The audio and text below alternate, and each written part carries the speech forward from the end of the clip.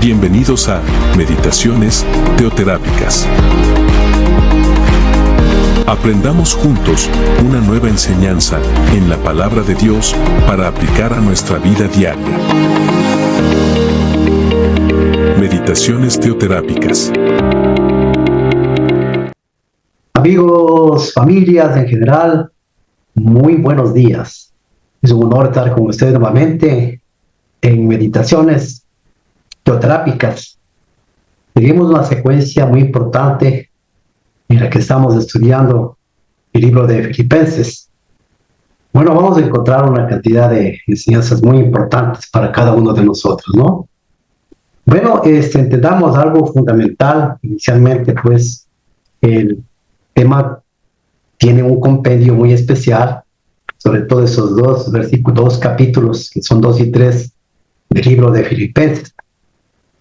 Entendamos que la base teológica de este llamado a la unidad cristiana es la cruz de Jesús. Aquí encontramos una exaltación a Cristo, quien nos provee el mejor ejemplo de humildad. Todo lo que se aparta del modelo de Jesucristo es gloria vacía, en otras palabras, vanagloria.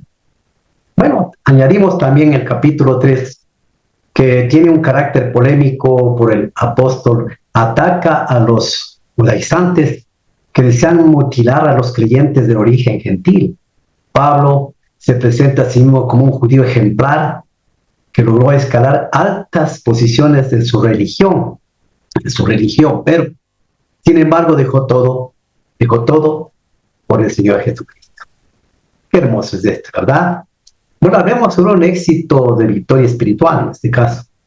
Y tomando la referencia del pasaje en mención, vemos en el libro, pues, Filipenses 2:1, que dice: por tanto, si hay alguna condenación en Cristo, o consolación por Cristo, si algún consuelo de amor, si alguna comunión espiritual, si algún afecto extrañable, si alguna misericordia, completar mi gozo sintiendo lo mismo, teniendo el mismo amor, dice, unánimes en una misma cosa. Bueno, el enemigo tiene pues sus facultades para interrumpir la vida espiritual. El enemigo ha usado un arma desde tiempos antiguos y sigue usando con gran eficacia en el tiempo, sobre todo en el mundo, ¿no? La obra de Cristo sufre mucho cuando en una iglesia manifiesta las obras de la carne, como pues le puede ser aspecto de celos, de rivalidades, de egoísmo, cuáles cosas que nos llevarán a una parte de armonía, unidad y comprensión. Lo contrario, con Cristo experimenta que la humildad y la unidad, que nos lleva a la victoria en la vida cristiana, en nuestras relaciones dentro y fuera de nuestra iglesia. Ahora bien, tengamos algunos puntos importantes que hemos colocado en este momento, y son las bases precisamente de la unidad, las bases de la unidad, como decía el versículo anterior. Entonces, la experiencia de recibir ayuda y consuelo, podemos ver que como hijos de Dios nosotros hemos experimentado en repetidas ocasiones la ayuda y el consuelo de nuestro Señor a través de la lectura bíblica, ¿no? Y de parte de una palabra buena y de aliento, claro está. Ahora, la palabra que vemos ahí, si hay, como decía el apóstol, si hay alguna consolación en Cristo, sí, pues lo hay, si lo existen con Él, naturalmente. Porque si la palabra hay es un hecho de los que los debemos llevar a una actitud y un accionar de acuerdo a esta ayuda recibida. Por tanto, esa ayuda nos da la fortaleza, el consuelo recibido del Señor. Nos debería impulsar a ayudar y animar también a otros, ese compartir. Claro, vemos que la experiencia de recibir el amor, esa experiencia como hijo de Dios, lo que más nos ha impresionado es el gran amor de Cristo hacia nosotros. Sí, sabemos cuántas veces lo ofendemos a Él.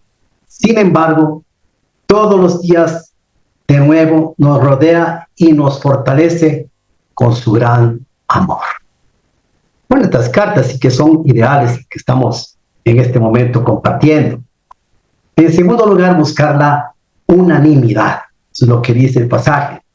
La unidad de Pablo deseaba que los filipenses y que Dios desea que reine entre todos sus hijos, no en una unidad de exterior y superficial, no, sino mucho más profunda, mucho más profunda. Así es. Entonces, como cristianos, con la mente de Cristo, por supuesto, la unidad sería un hecho. Si nuestros pensamientos estuvieran dominados, dinamizados por el Espíritu Santo, también iba a ser una unidad de los sentimientos en el amor, en el espíritu y en el propósito que nosotros buscamos, lo tenemos. Para esto es la unidad, ser humildes. Ahí está diciendo uno de Filipenses 2, 3 y 4, uno de esos puntos claves. Buscar el bien por el otro, para vivir en armonía, unidad, es necesaria pues la humildad. Una persona humilde no tiene un concepto más alto de sí mismo. Eso es así. Sabe cuáles son sus puntos fuertes y débiles. ¿Ya? Entonces, Filipenses nos dice en el versículo 8 del capítulo 2, y estando en la condición de hombre, se humilló a sí mismo, haciéndose obediente hasta la muerte de cruz. Así nos habla la palabra. Entonces, como seguidores de Cristo necesitamos tener esta misma actitud, la misma manera de pensar y de sentir a nuestro Maestro. ¿Ya? Jesús no se humilló solamente a la condición de un ser humano, sino un hombre totalmente, ¿no?, obediente a Dios. Es interesante todo esto. Ahora podemos analizar algún punto más importante. Pues podemos fijarnos en el capítulo 3, que dejando la ley, mantenernos en Jesús. Ese era el objetivo del apóstol Pablo. Por eso él dice en la palabra: por lo demás, hermanos, gozaos en el Señor. A mí no me es molesto el escribiros las mismas cosas, y para vosotros es seguro. Guardaos de los perros, guardaos de los malos obreros, guardaos de los mutiladores del cuerpo.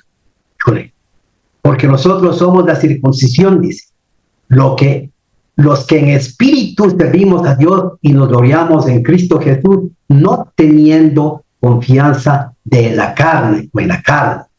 Muy bien. Entonces Pablo lanza una fuerte advertencia contra los judaizantes, ¿no?, que enseñaban que la observancia de la ley era necesario para la salvación y que de continuo ponían obstáculos al evangelio de la gracia. Imagínense la pelea tan fuerte del apóstol Pablo. Y él estaba preso. Así dice en Filipenses, él estaba preso. Bueno, los legalistas enseñaban la necesidad de la circuncisión. Pero en realidad, un ritual físico sin un corazón recto no es más que una inútil mutilación de la carne. Así dice la palabra. Pablo da su testimonio personal como un ejemplo, ¿no?, de que no se puede confiar en los logros personales, sino descansar enteramente en Cristo, en el Señor Jesucristo.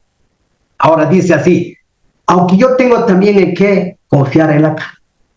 Si alguno piensa que tiene que confiar en la carne, yo más, circuncidado al 8º día, del linaje de Israel y de la tribu de Benjamín, hebreo de hebreos, en cuanto a la ley fariseo, en cuanto al celo perseguidor de la iglesia, en cuanto a la justicia que es de la ley, irreprensible. Pero cuántas cosas eran para mí ganancia, las he estimado como pérdida por amor de Cristo. Y si ciertamente aún estimo todas las cosas como perdidas por excelencia del conocimiento de Cristo Jesús mi Señor, por amor del cual he perdido todo y lo tengo todo por basura para ganar a Cristo y ser hallado en Él, no teniendo mi propia justicia, que es por la ley, sino que es por la fe de Cristo, la justicia que es de Dios por la fe.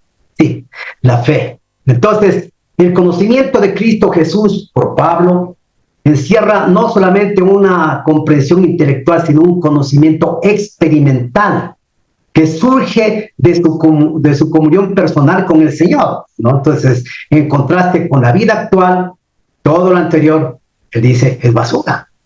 Entonces, entendiéndose de que está adelante, la imagen es de quién o de alguien que participe en una carrera, extienda su mano para alcanzar la meta, para alcanzar una meta.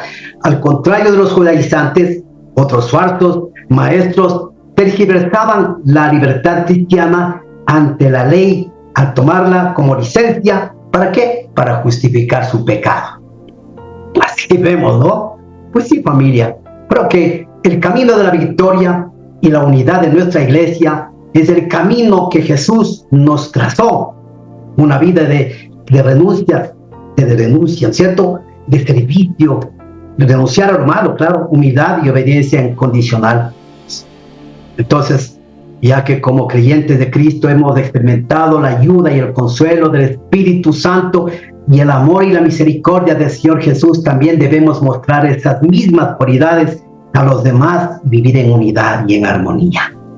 Luchando juntos podemos vencer al enemigo, viviendo una vida de victoria. Muy bien, les invito para que hagamos una sencilla oración. Bendito Padre, qué hermoso es tu palabra, cómo nos enseña la sensibilidad del apóstol Pablo, un hombre conocedor, un hombre tan hermoso en todos sus aspectos, que nos da enseñanzas muy importantes como estas que acabamos de compartir. Gracias, Señor, por tu amor y tu fidelidad. Y bueno, gracias porque todo esto te lo pedimos en el nombre de nuestro Señor Jesucristo, nuestro Salvador, y con esa unción poderosa del Santo Espíritu de Dios. Amén. Muy bien, amada familia, hasta otra oportunidad que tengamos nuevamente estar con ustedes compartiendo la palabra. No se olvide que estamos siguiendo la secuencia, el hilo y conductor, el día de mañana. Dios les bendiga. Meditaciones teoterápicas.